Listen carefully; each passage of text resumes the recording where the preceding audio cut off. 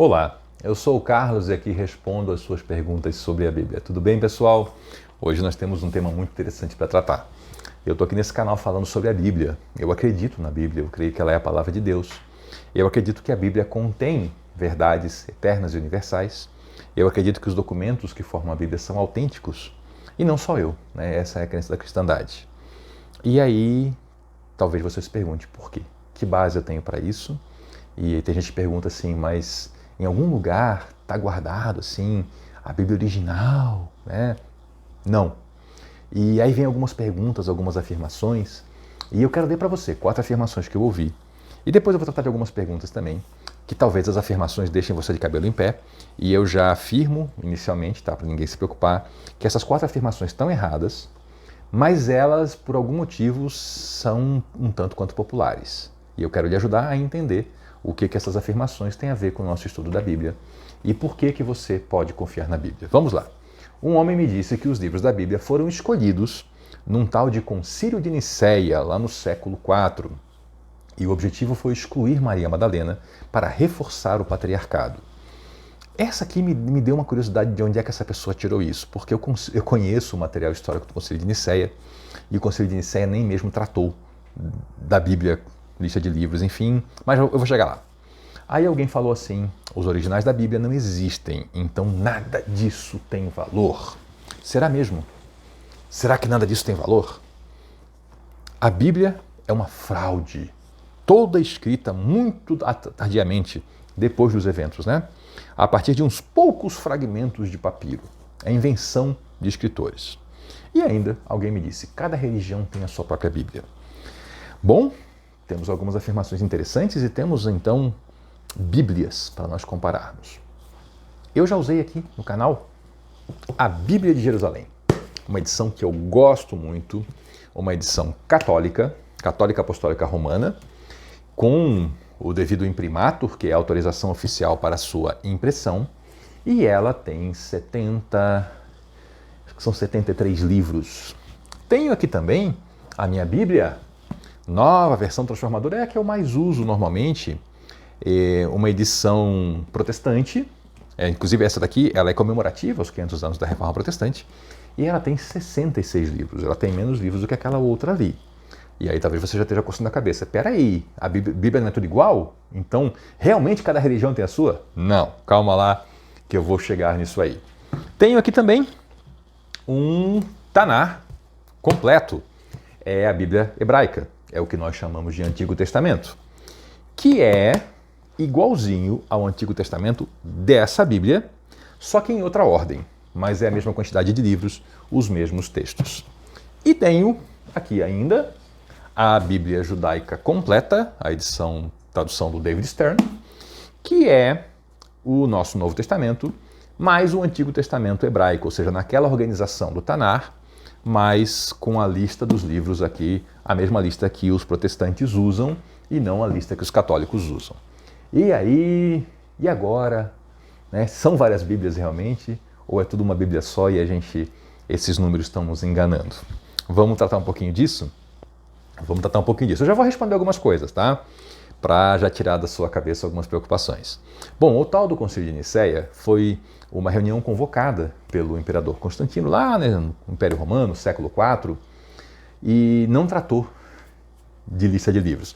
A lista de livros hoje é chamada de cânon. Então, sempre que eu usar a palavra cânon, você entenda que eu estou falando da lista de livros da Bíblia. Nunca foi tratado de cânon em Nicéia. A questão em Nicéia é porque uma parte da cristandade dizia que Jesus Cristo não era divino, e uma parte dizia que era. Isso estava ficando tão sério que estava a ponto de rachar o Império Romano. Então o imperador convocou essa reunião. Gente, a reunião é interessantíssima a história. Vieram bispos do que hoje a gente chama de Irã, do que a gente chama de Turquia, na época, claro, Pérsia, enfim, outras regiões, veio da Espanha, enfim, juntou o máximo de gente que foi possível para debater sobre a divindade de Cristo e também debateram sobre a data da Páscoa, mas o foco foi a divindade de Cristo. Nunca trataram de lista de livros. E aí, como é que tem essa afirmação que os livros foram escolhidos lá em Nicéia para excluir Maria Madalena e reforçar o patriarcado? Bom, isso me deu uma curiosidade, porque nos apócrifos Os apócrifos a gente tem acesso hoje, tá? Apócrifos são aqueles livros que são literatura antiga, sobre Deus, sobre Jesus, sobre os profetas, mas não estão na Bíblia. Se você for ler os apócrifos do Novo Testamento, não tem essa proeminência de Maria Madalena. Em alguns ela até aparece mais. Mas assim, não faz sentido isso, não, que tiraram para reforçar o patriarcado. Porque se tivesse lá, não mudava muito o caráter, né? E aí eu fiquei pensando, de onde é que meu colega tirou essa informação? Fui pesquisar na internet e fiquei preocupado. Porque muita gente está dizendo isso. Eu falei, gente, mas isso nunca foi tema de Nicéia. Aí descobri que tem um livro, eu acho que é do final dos anos 90, esse livro, ou começo dos anos 2000, que virou um filme com um ator muito famoso, e que lá nesse livro-filme fala de Maria Madalena, Concílio de Nicéia, patriarcado, essa coisa toda. E o pessoal acreditou que esse livro e esse filme, que são ficção, nessa parte estavam revelando a história. Não sei por que as pessoas acreditaram nisso, é um livro de ficção. E assim, até ser lançado esse livro, ninguém acreditava nisso, ninguém cogitava isso. Porque o Concílio de Nicéia tratou de outra coisa. Você pode pesquisar por si mesmo, né? E aí entra a questão dos originais. Né? Os originais, eles não existem mais? Não, eles não existem. Assim como não existem os originais de tudo o que a gente estuda da antiguidade.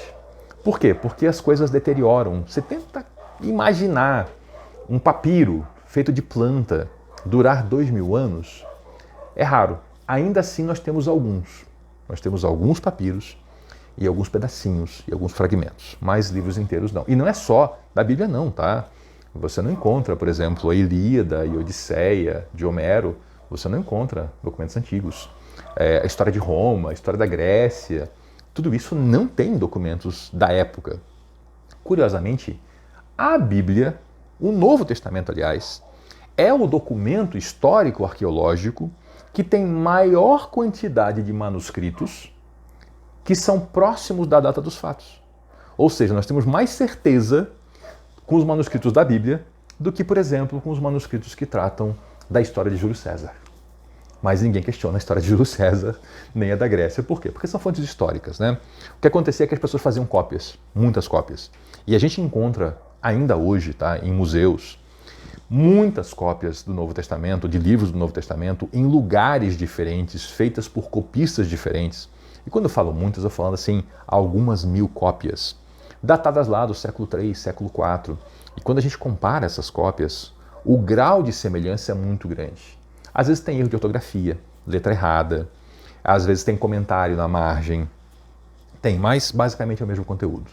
Então, como documento histórico, como documento arqueológico, se a gente for fazer crítica literária, histórica, a Bíblia, o Novo Testamento, ele é mais confiável do que a história antiga de Roma, da Grécia, da Europa. Nós temos mais fontes do Novo Testamento do que desses documentos, né? E aí tem gente afirmando que se não tem o original, não tem nada, né? E temos uma outra coisa muito importante. Nós temos a tradição oral e nós temos o que são chamados de documentos da patrística. O que é isso? Os pais da igreja, os escritores clássicos, que nós ainda encontramos documentos deles que fazem menção aos documentos mais antigos. Então imagina o seguinte, que quem teve o manuseio dos originais da Bíblia, ou de documentos que eram cópias da mesma época, escreveu sobre eles. E aí esses documentos e cópias deles se preservaram. Então a gente consegue fazer cruzamento de informação, cruzamento de dados, e a gente chega no conteúdo da Bíblia e a gente sabe que está preservado, né? E aí alguém falou, a Bíblia é uma fraude porque só tem os papiros. E aí tem um erro grave nisso. De fato, nós hoje só temos fragmentos de papiros do século I. Fragmentos, pedaços. Um pedaço do Evangelho de João, um pedaço de Mateus. Qual é o erro grave? É acreditar que hoje nós temos tudo o que foi escrito no século I. Que nada se perdeu, que nada se estragou, que nada se deteriorou. Nós temos um pedaço do Evangelho de Mateus lá do meio. E tem gente que acredita que tudo que Mateus escreveu foi esse meio. O que não faz muito sentido, né? Fazer o meio de uma história sem começo e sem fim. E que o resto foram completando depois e inventando.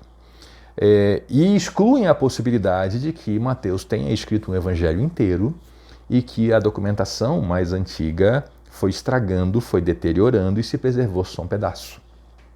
Ou alguns pedaços, na verdade, né? São alguns papiros. Se não me engano, as referências mais antigas, acho que é o P45, P51, que é o número do papiro, né? Lá em arqueologia. E aí, então, esse é um erro grave, porque é supor que tudo o que existiu no passado ainda existe hoje. Então, a gente tem hoje tudo o que foi escrito. E abandona completamente a possibilidade de que algum pergaminho, de que algum papiro tenha se deteriorado, o que acontece o tempo todo. Esses documentos, inclusive, hoje estão muito bem preservados porque eles continuam deteriorando. Em outras palavras, apodrecendo. Eles continuam apodrecendo. Então, se tenta métodos para fixar eles e ainda assim não fixa, vai deteriorando. E o melhor que se conseguiu fazer foi fotografar. Porque no futuro eles vão ter se perdido completamente. E aí tudo que teremos são as fotos. E talvez alguém diga, e se essas fotos foram manipuladas digitalmente? Entendeu a questão? Onde é que vai o problema? Vai longe, né? Mas a questão é, nós temos muita referência cruzada, tem muita cópia lá dos primeiros séculos do Novo Testamento, feitas em países diferentes, inclusive, porque eles mandavam uma cópia e alguém copiava, e tudo aponta, então, para originais únicos e autênticos. Isso é uma questão resolvida. E aí vem a afirmação de que cada religião tem a sua Bíblia. Eu mostrei aqui algumas, né? E isso também não é assim, não é cabível, não. Não tem em cada religião uma Bíblia.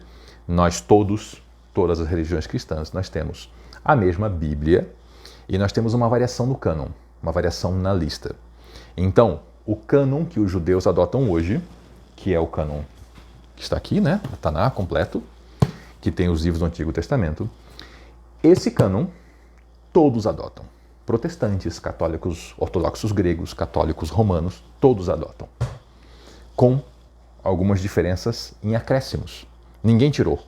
Então, os católicos romanos também creem em alguns outros livros como sagrados e os ortodoxos também creem em mais alguns. E o Novo Testamento, absolutamente idêntico para todos. Então, não é isso que cada religião tem a sua Bíblia. Existe apenas uma diferença que os judeus, eles consideram que certos livros são livros de ética, são livros de história e eles são importantes, mas não são escritura sagrada. Já os católicos consideram esses mesmos livros escrituras sagradas, ou seja, não se está discutindo se o livro é autêntico, se o livro é histórico, se o conteúdo dele é relevante, é só uma questão de que um grupo considera ele sagrado e outro não considera.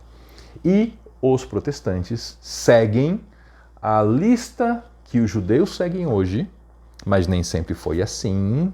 Não vou entrar aqui muito em reforma protestante, mas só pincelando rapidamente, quando Martinho Lutero traduziu o Antigo Testamento para o alemão, ele também traduziu os livros que hoje são chamados os deuterocanônicos, que são esses livros que os católicos adotam. Então, nem sempre foi assim. Mas ele considerou também que eram importantes, mas não eram sagrados. Enfim, mas traduziu. E botou junto na Bíblia dele. E só o que muda é que é o seguinte, os protestantes usam a sequência dos livros, a organização, a ordem deles, igual a dos católicos, e os judeus têm uma outra ordem que é, vamos dizer assim, um pouquinho diferente, né? Os livros estão em posições diferentes, porque nenhuma dessas organizações ela é cronológica, nenhuma delas é. Tá? Até porque tem livros que são vários livros, às vezes tem 5, 6 livros que se passam ao mesmo tempo. Então um está relatando o que está acontecendo na Babilônia com os judeus, o outro está lá em Jerusalém relatando também os fatos, e aí tem um que relata um período mais longo. Então os livros não estão em ordem cronológica. Existem bíblias cronológicas, sim, existem. E aí é muito legal de ler isso também, tá? Mas essas que eu apresentei aqui não são cronológicas.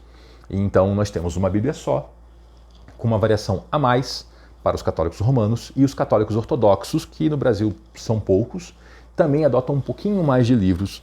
E eu posso entrar futuramente nesses livros, quais são. E se você quiser saber, eu os leio. Eu leio, não os dos gregos, porque eu não tenho, ainda não tenho, mas os chamados deuterocanônicos, que são os livros que os católicos adotam, eu leio. E eu estou começando a estudar esses livros, já li algumas vezes, e eles são muito importantes para entender a história de Israel. São muito importantes, especialmente os livros de Macabeus, 1º e 2º. 3º e 4º Macabeus eu não li porque estão lá com os gregos, né? E eu quero ainda adquirir os meus exemplares para poder estudar e trazer algum conteúdo também sobre história de Israel que é bem interessante e bem importante. Bom, aqui agora eu quero lhe contar uma outra história, só que eu vou dar uma pausa e vou fazer um outro vídeo, porque senão isso vai ficar muito longo. O que eu vou fazer agora? E eu quero que você volte para ver o próximo vídeo, para entender como ele é importante. Eu quero lhe contar a história de como foi formada a Bíblia, desde Gênesis. Como que começou lá? Vou dar já uma dica, foi Moisés, tá? Como que o grande Moisés, que processo foi esse? Ele escreveu 5 livros, e esses 5 livros todo mundo adota, e todo mundo sempre adotou. Né? E por que a religião judaica é única no mundo em termos de revelação? Por que essa revelação ela é aceita e ela tem um diferencial que torna inquestionável a revelação ao povo judeu? Muito diferente de outras religiões de revelação. Eu vou lhe contar isso no próximo vídeo. Eu vou lhe contar a história da formação desses escritos do Antigo Testamento e que processo, já que eu falei que não foi o Concílio de Nicéia que escolheu os livros, qual foi o processo de separar o que era sagrado do que não era sagrado?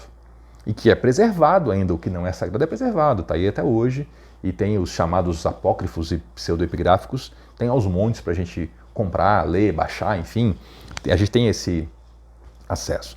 Vou lhe contar o que foi o Concílio de Jamnia, que até eu já digo o nome está errado, não era um concílio, era uma reunião de rabinos, mas muito importante, e sobre a qual existem erros grosseiros, inclusive em certas enciclopédias online. Vou falar sobre a formação do Novo Testamento, os livros que estão no Novo Testamento, os que não estão no Novo Testamento, a história de papiros, né? Papiros originais perdidos, eu vou aprofundar um pouquinho mais, vou avançar um pouquinho mais.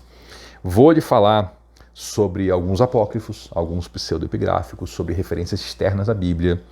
E vou falar sobre o Concílio de Nicéia mais um pouquinho, Concílio de Hipona, que é bem interessante, é a primeira vez que aparece uma lista de livros, vou lhe explicar isso, e sobre os famosos e importantíssimos escritos da patrística. E vou, então, tentar lhe ajudar a entender o fechamento desses cânones diferentes. O cânon hebraico, atual, porque nem sempre foi esse, né? Ele já deu uma ajustadinha, livros foram juntados num só, livros foram separados, então a quantidade mudou. Cânon protestante, cânon romano, católico romano, cânon ortodoxo, que tem mais de um. Então volte no próximo vídeo, tá? Vai ser a outra parte deste vídeo, onde eu vou lhe contar isso tudo para que você tenha a firmeza do seu conteúdo bíblico, para que você possa pegar a sua Bíblia e realmente olhar para ela e dizer, eu confio nesse livro. E vou lhe apresentar, já vou dar aqui de quebra uma informação, este livro maravilhoso, História dos Hebreus, de Flávio Josefo. Este homem viveu a queda de Jerusalém. Ele estava em Israel naquela época, ele viveu as guerras judaicas e ele nos legou esse volume maravilhoso da história do povo de Israel. E aqui tem muita coisa importante, inclusive aqui fala sobre Jesus Cristo. Mas isso é assunto para o nosso próximo vídeo, então volte, eu já vou gravar em seguida esse vídeo, vou publicar com uma diferença aí de alguns dias para você ter tempo de digerir o material, mas volte para o próximo vídeo. Eu vou estar aqui sentadinho, igual com a mesma roupa, continuando esse nosso tema, para a gente tratar da veracidade das Escrituras. Muito obrigado por nos acompanhar até aqui. Eu sou o Carlos e aqui eu tento responder as suas perguntas sobre a Bíblia. Até a próxima.